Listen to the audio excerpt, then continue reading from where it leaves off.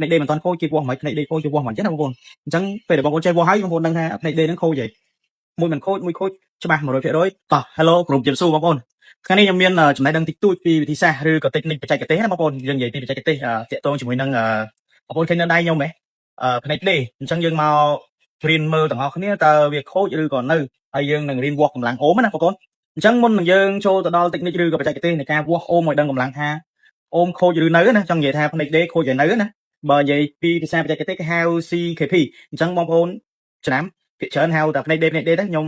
មិនបច្ចេកទេសទេគ្រាន់តែខ្ញុំអាចសិក្សាបានយល់ដឹងខ្លះៗណាសម្រាប់ការចែករំលែកបងប្អូននេះវាស់ទាំងអស់គ្នាឲ្យដឹងថាផ្នែកដេខូចមិនខូចឬក៏នៅណាអញ្ចឹងមុននឹងបងប្អូនដឹងពីវិធីសាស្ត្រវាស់អញ្ចឹងបងប្អូនត្រូវស្គាល់ពីខ្សែសិនតាក់ទងជាមួយនឹងខ្សែណាអូខេឥឡូវនេះខ្ញុំនិយាយពីម៉ូតូ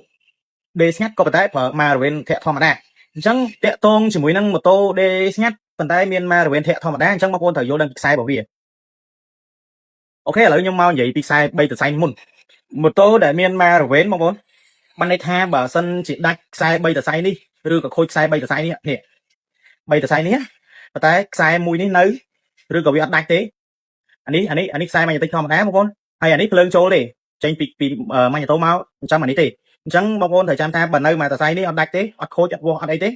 ឯម៉ាស់ធម្មតាអញ្ចឹងម៉ូតូហ្នឹងនៅធាក់ឆេះក៏ប៉ុន្តែដេអត់ឆេះបើសិនជាឧបមា3នេះខូច3នេះនៅដំណើរការម៉ូតូហ្នឹងនៅធាក់ឆេះធម្មតាតែបើសិនជាវាដាច់3នេះហើយក៏ដាច់អានេះទៀតធាក់ក៏អត់ឆេះដេក៏អត់ឆេះដែរអញ្ចឹងបើសិនជាម៉ូតូខ្លះដេឆេះប៉ុន្តែធាក់ឆេះដោយសារនេះវាខូចហើយខូចនេះខ្សែ3តសៃនេះមានបញ្ហាដាច់ឬក៏វាខូចនេះ CKP នេះហើយគេហៅថាផ្នែកដេណាបងប្អូនអញ្ចឹងបងប្អូនត្រូវមើលតាមខ្ញុំទៅឥឡូវខ្ញុំមកបង្រៀនបងប្អូនពីវិធីសាស្ត្រវាស់ដើម្បីឲ្យដឹងថាផ្នែកដេខូចឬនៅនេះអានេះខ្ញុំមានផ្នែកដេមួយខូចម៉ូតូ Summer បងប្អូនអញ្ចឹងបងប្អូនត្រូវវាស់តាមខ្ញុំណាអញ្ចឹងបងប្អូនត្រូវមានអូមបងប្អូនកាច់អូមទៅ 20k អូមណាអញ្ចឹងចាំវាស់តាមខ្ញុំទៅហើយបងប្អូនត្រូវមើលខ្សែទៅឥឡូវនេះយើងត្រូវមានបញ្ចូល2មកបញ្ចូល2យើងចាក់ទៅខ្សែពូបៃតងម៉ាស់មួយបងប្អូនណាចាក់ម៉ាស់ហ្នឹងគឺដើរទូនាទីនឹងបងអត់មានផ្លាស់ដូរតាណាណាអញ្ចឹងបងប្អូនចាក់ទៅអាខ្សែបៃតងម៉ាស់បងប្អូននេះម៉ាស់យើងមានបញ្ចូលចាក់មកស្រួលអូខេឥឡូវគោះនេះជើងស្រួលយើងពោះបាច់តបញ្ចូលបន្តិចអូខេបងប្អូនចាក់ទៅម៉ាស់មួយណាទេនេះបកគោលបងប្អូនចាក់ទៅម៉ាស់តមកដូចខ្ញុំនិយាយអញ្ចឹងបងប្អូនត្រូវវាស់អាខ្សែដេមុនសំខាន់ណាស់នេះអា3តសៃហ្នឹងបងប្អូននេះ3តសៃខាងនេះទូនាទីវាតែមួយទេបងប្អូនតែដាច់មួយណាគឺដេអត់ឆេះទេបើសិនជាវាខូចកម្លាំងអូមលើក៏វាដេអត់ឆេះដែរអញ្ចឹងយើងវាស់អា3តសៃហ្នឹងមុនណាហើយបញ្ជាក់បងប្អូនត្រូវប្រចាំគ្នាអាហ្នឹងយើងយកនេះខ្សែម៉ាស់មែនពិតក៏ប៉ុន្តែអូមយើងត្រូវយកអាក្រហមនេះទៅបូកជាមួយនឹងម៉ាស់វិញវាយើងដើម្បីយើងវាស់កម្លាំងអូមបានដឹងបើសិនជាយើងអត់ដាក់អញ្ចឹងយើងវាស់ដឹងណាឥឡូវបងប្អូនមើលទៅអូមមើលអូមមកខ្ញុំណាអញ្ចឹងខ្ញុំវាស់ឲ្យបងប្អូនមើលទី1អញ្ចឹងវាស់អាខ្សែ3តសៃដែលខ្ញុំថាពាក់ព័ន្ធជាមួយនឹងការដេហ្នឹងអូខេឥឡូវយើងវាស់បងប្អូនចាំមើលវាបានប្រហែល k អូមណាទី1បាន8បងប្អូនបើសិនចាំមើលមានចន្លោះមួយណាខូចឬក៏ឡើងលើហ្នឹងអាចនឹងខូចដែរបងប្អូន8ឬក៏អត់ឡើងសោះវាខូចដែរ8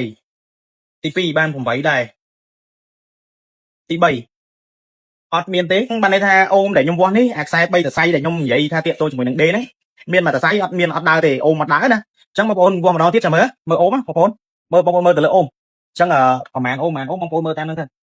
អូខេតោះឥឡូវបងប្អូនមើលម្ដងទៀតតាក់ទងជាមួយនឹងខ្សែ3តសៃដែលខ្ញុំថាតាក់ទងជាមួយនឹងការដេណាបងប្អូនឥឡូវបងប្អូនមើលទៅលើអូមខ្ញុំវាស់ឲ្យបងប្អូនមើលម្ដងទៀតណាអញ្ចឹងប្រចាំអាខ្សែម៉ាស់ហ្នឹងដើរទូនាទីហ្នឹងមានត្រឡប់ទៅណាបងប្អូននៅតែកាន់វាអណ្ដើទៅអាក្រហមហ្នឹងទៅកាន់ជាមួយនឹងម៉ាស់ទៅអញ្ចឹងបងប្អូនមកវាស់ដូចខ្ញុំណាអញ្ចឹងបងប្អូននេះខ្សែទី1អានប្រហែលអូម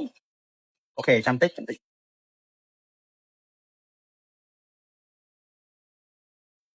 8អូមបងប្អូនណាមើលលេខអូមទៅទី2 8.6ដូចគ្នាទី3អត់ដើរទេអញ្ចឹងបានន័យថាម៉ូតូហ្នឹងដេអត់កើតទេហើយបើសិនជាវាស់អាខ្សែម៉ាញ៉េទិកនេះមួយតសៃនេះអាម៉ាញ៉េទិកយើងធម្មតានេះបងប្អូននេះអាខ្សែពណ៌នេះណានេ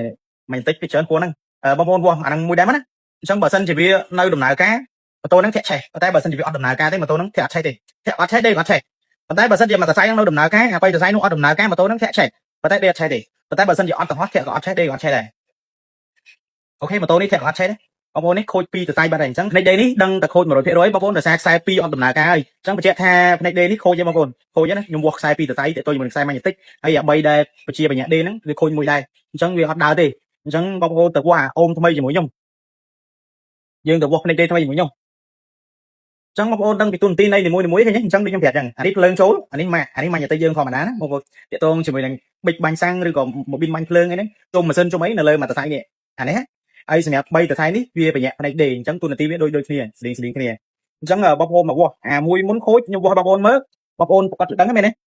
អញ្ចឹងខ្ញុំវាស់អានេះម្ដងឲ្យបងប្អូនមើលអញ្ចឹងឥឡូវខ្ញុំមកវាស់ឲ្យបងប្អូនមើលម្ដងទៀតវាស់ឲ្យបងប្អូនមើលអាថ្មីដែលអត់ខូចអញ្ចឹងបងប្អូនដឹងពីទូនទីខ្សែហ្នឹងណាអញ្ចឹងខ្ញុំឆ្កឹះចេញសិនបងប្អូនដឹងពីទូនទីខ្សែហ្នឹងអញ្ចឹងបងប្អូនចាក់តាមខ្ញុំមកចាក់មកម៉ាស់បងប្អូននេះចាក់ម៉ាស់មកអានេះយើងវាស់អាថ្មីអាអត់ខូចបងប្អូនផ្នែកដេដែលអត់ខូចណាអញ្ចឹងយើងវាស់អាថ្មីទាំងអស់គ្នាចាំមើលអាអត់ខូចតែវាឡើងកម្លាំងអូមប្រហែលនេះប្រហែលស្មើគ្នាអត់អញ្ចឹងបងប្អូនវាស់ដូចខ្ញុំយកអាក្រហមនេះបច្ច្រាស់ជាមួយនឹងម៉ាស់នេះយកម៉ាស់ភ្លើងអូមយកមកបច្ច្រាស់ជាមួយនឹងម៉ាស់នេះដាក់មួយម៉ាស់អញ្ចឹងយើងត្រូវវាស់ដូចខ្ញុំមកអូខេអាហ្នឹងកាន់តែហ្នឹងបងប្អូនចាំមើលទៅលើអូមអញ្ចឹងខ្ញុំវាស់បងប្អូនចាំមើលកម្លាំងអូមវាស្មើគ្នាអត់ណាបច្ចាក់បងប្អូនមើលទៅលើអូមអាខ្សែ3ខ្សែដែលខ្ញុំថាបញ្ញាក់ដេហ្នឹងបងប្អូនចាំមើលគឺវាលោតអូមឲ្យប្រហែលអូមអូខេ 9.8 ខ្សែទី2អូខេ 9.78 ដូចគ្នាឲ្យតែលេខស្មើគ្នាអូខេខ្សែទី3ដូចគ្នា9 8 10វានៅដំណើរការប៉ុន្តែអាមួយនោះខ្សែទី3ហ្នឹងអត់ដំណើរការណាឥឡូវយើងទៅវាស់ខ្សែម៉ាញ់តិចមើលវានៅដំណើរការដូចគ្នាបងឃើញ 9.2 ដូចគ្នាអញ្ចឹងសម្រាប់ទៅអូមនេះថ្មីបងប្អូនចេះវាស់ឲ្យតែលោតលេខអូមមកស្រៀងគ្នាឬក៏លេខស្មើគ្នាហ្នឹងផ្នែកដេមិនតាន់ខូចគេវាស់មិនផ្នែកដេខូចគេវាស់មិនចឹងណាបងប្អូនអញ្ចឹងពេលដែលបងប្អូនចេះវាស់ហើយបងប្អូនដឹងថាផ្នែកដេហ្នឹងខូចហើយមួយមិនខូចមួយខូចច្បាស់ 100% អញ្ចឹងបងប្អូនមើលវីដេអូនេះហើយបងប្អូន share ទុកមើលទាំងអស់គ្នាហើយសូមជួយចុច follow page ខ្ញុំម្នាក់មួយផងដើម្បីខ្ញុំមានវីដេអូចែករំលែកឲ្យបងប្អូនអាវីដេអូដែលល្អៗណាចែករំលែកគ្នានៃចំណេះដឹងទាំងអស់គ្នាអូខេបងប្អូនវីដេអូនេះមានតែប៉ុណ្្នឹងឯងបាយបាយ